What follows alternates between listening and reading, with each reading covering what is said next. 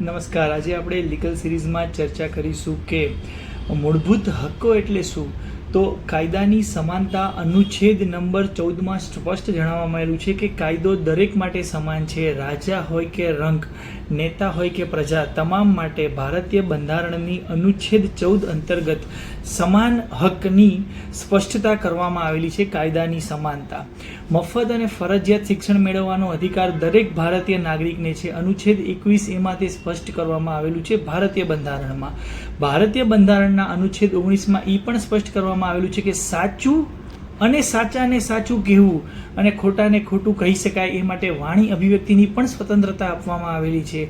જો ઉપરોક્ત ત્રણેય અનુચ્છેદનો ભંગ થતો હોય એવું જો તમને ક્યાંય લાગે તો અનુચ્છેદ 32 અને અનુચ્છેદ 226 અંતર્ગત સુપ્રીમ કોર્ટમાં અને હાઈકોર્ટમાં તમે સીધી અપીલ ફરિયાદ દાખલ કરી શકો છો અને સીધી પિટિશન પણ દાખલ કરી શકો છો. દરરોજ આવા જ હકની માહિતી જાણવા માટે અમારા પેજ સાથે જોડાયા રહો. જય હિન્દ, વંદે માતરમ.